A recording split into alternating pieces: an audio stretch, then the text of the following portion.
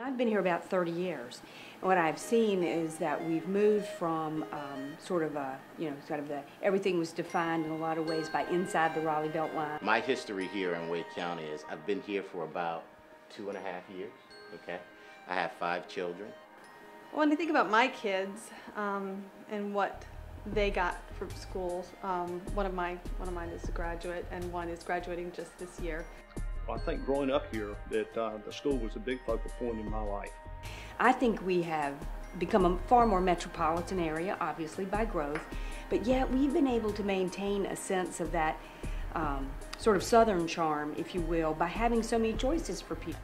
The only perspective I can give you is the perspective of a new person coming into town and trying to make a choice about what schools my children go to.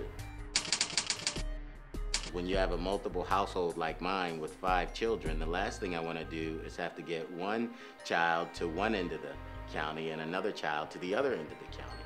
I think for our community, we know that every child should be educated, should be well educated. Describing the plan as a choice-based plan, it puts it right out there, and it recognizes that need to feel like you have some say in where your child goes to school. This gives the parent the opportunity to select a school that's closer to home. Those who want a very traditional school setting because that's what they enjoy, or they want a traditional school calendar, or just the ability to have a school environment that feels right for them. You have the magnet options, you have the schools that have the different calendar options. To the parents who are looking for the most innovative and creative and sort of outside the box educational experience they can get for their children. And as we look at the demographic changes in our community, where we now have a more global community, you have people who come with completely different sets of expectations for what public education should look like and what it should deliver to their child. It's options. Whatever fits the family the best. At the end of it, I want to have the choice.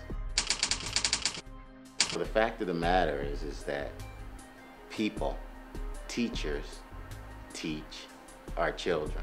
Parents have become more and more sensitive to the issue of stability and sustainability. It affects families most intensely. It seems to have the strongest emotional reaction. When you have a city growing as fast as it's growing with the kind of accolades that it receives nationally, naturally you think that the schools are going to be very stable. If my child starts kindergarten here and we don't move, we want to know that they can stay in this school, whether that's about middle school or particularly for high school. People moving into our market, and we're fortunate enough to be in a growing area, and people moving here, you can't tell them what school their child will be going to. If there's no stability, okay, in terms of our assignment, how is it that students can build the kinds of long-lasting relationships with faculty members, with administrators, that will propel them to greater heights? They want to have some sense of stability. You know, it's hard to find that fine line between flexibility of choosing different programs and really being able to offer stability for the child. This way, they have the opportunity to know, and then if you already live here, you stay there, and you have the right to stay in that school until your kid finishes the final grade there. Well, I think every parent would tell you they'd like their child to go to the school that's closest to their home, assuming they can achieve their academic goals at that school. I think there are very few parents who would say they really like for their children to get on a bus or use whatever transportation means that they need to that requires really lengthening the school day. When my wife and I were looking at the schools, we were challenged about what areas to live in order to ensure that our kids weren't able to go to the right school. Proximity really counts again where people want that sense of neighborhood.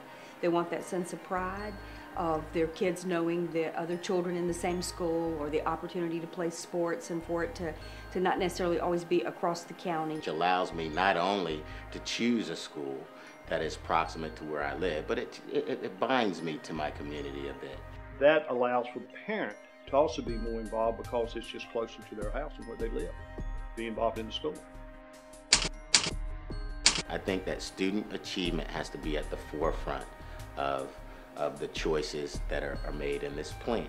The opportunity to educate a child and to complete their education in the highest and best way possible It's the reason we have schools, so that students can achieve some measure of success and become educated and contribute to society in general. To produce the most prepared workforce, to prepare our children to move on to higher learning. That this is a plan that will also address the needs of teachers. We have to begin and end with what we deliver in education with our children. People moving into the area will have the ability to achieve that same thing by selecting a neighborhood or an area where they can get their children in one of those schools as well. We should strive to be offering every child the highest level of education possible. The Pygmalion effect suggests that if I have high expectations for you, or we have high expectations for our children, okay, that they'll achieve greater things. So we want to ensure that we have the choice to put students in the right environments where they can excel and can learn. Student achievement is the fundamental thing. It's the fundamental reason why we send children to school.